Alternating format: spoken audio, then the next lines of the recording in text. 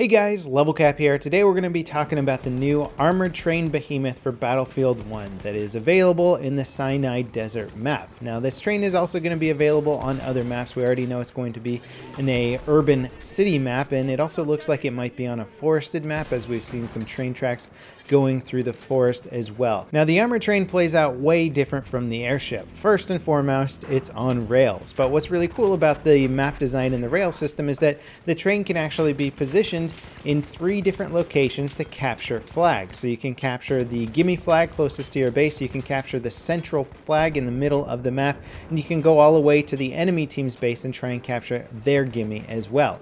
It has 6 seats on it. Each of those seats has a weapon. One of the seats is the driver's seat as well, but the driver also gets an artillery cannon. It's kind of difficult to aim the artillery cannon, but it can be a fun way to sort of bombard long-range targets, and if you get good with it, you can potentially try and straight shot somebody in close quarters, although aiming it is very difficult. Now I have a lot of gameplay using seat number 4 in the armor train, which is the anti-air weapon. This gun can actually do damage to infantry and armored vehicles as well, but it's incredibly good at taking out airplanes, and in fact can be used to control much of the central part of the map. So if the enemy team is dominating with air and you get the train, you can absolutely control the skies with this thing. Obviously the anti-air gunner needs to be a bit more mindful about aircraft and can't get too fixated on ground targets, even though it is fun to try and pelt away infantry. Now despite the fact that the train is on rails, the driver still has a pretty important role to play in terms of situating the train in the most valuable or important areas of the map. You can't overextend yourself with the train, otherwise you will get killed and destroyed,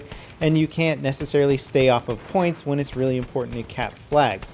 Also, you've got 5 other seats to worry about, and I noticed even when we were playing at the event that the driver sometimes would get fixated by shooting people with the artillery cannon from long range, leaving everybody else out in the middle of the desert with no targets to shoot at. So if the driver's really not doing their job, they can make the train somewhat worthless by leaving it out in the desert or in an area of the map where it's really not going to be that effective. Now the weapons on the train can also be destroyed in a modular fashion, much like the weapons on an armored vehicle. If you're in one of these guns, when it gets destroyed, it actually won't kill you, but it'll give you a turret that looks like it's been destroyed. It'll be on fire, and you can wait a little while for that turret to sort of respawn. They will respawn after a certain period of time, just like the airship. I'm actually surprised that it doesn't kill the gunner out of the turret, because I think that would be a more interesting mechanic and give somebody else a chance to gun in one of the positions. Now in total, the weapons that this train has available to it are 2 anti-armor cannons towards the front of the train. It's got the anti-air cannon towards the center of the train. It's got an explosive round machine gun, much like you'll see on one of the alternate versions of the light tank, that can do damage to infantry and armor alike, and then it's also got a machine gun turret that can swivel around and look in any direction.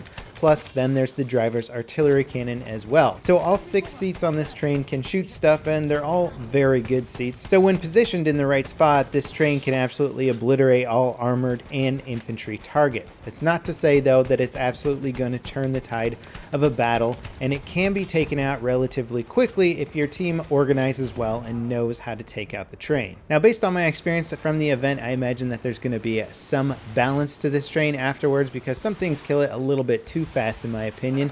The fighter plane with the little rocket barrages can do a huge amount of damage, like almost a third or a quarter of the train's health in one strafing run. Granted, the fighter planes can be killed incredibly fast by the anti-air guns, but the damage from a single guy in an airplane versus this Behemoth seems a little bit powerful at the time.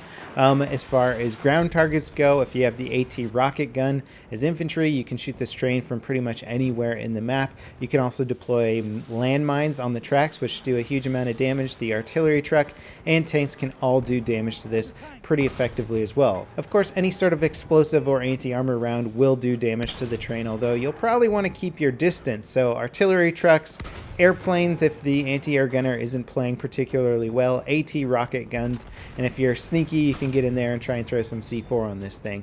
But you can take it out quickly as long as your team coordinates. Of course, one of the biggest difference between this Behemoth and the airship is that this one can get straight up on a flag point and absolutely dominate it. So you can actually make use of it and try and turn the tide of a battle. Plus, if the enemy team is not coordinating to taking out the train and it's got a lot of good gunners and defenders, then this thing can really dominate 3 of the points on the map if it goes back and forth between them. Also, I'd recommend that anyone in a train that's near a point right before it dies, get out of that train. All you have to do is hit E, and you'll appear next to the train by the train track, and now you're an infantry. You can engage baddies just as you would at any other point in the game. It doesn't really make any sense to go down with the ship this time around, as the enemies can't steal this vehicle from you. Now, because this map is so big and wide open, it's not necessarily hard to mount an offensive against the train. It does make it hard to sneak up on the train, but as far as long-range weaponry goes, you can absolutely decimate this train again with a good organized team.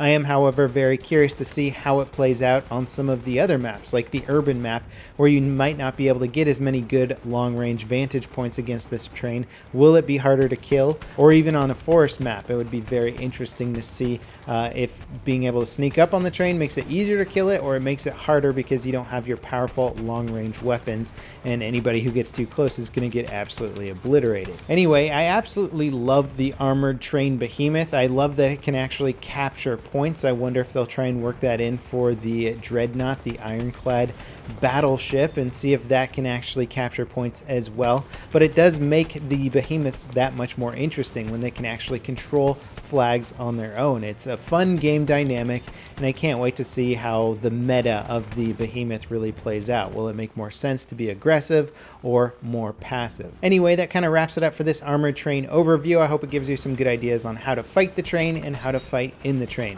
As always, guys, I'll see you next time. This is LevelCap signing off.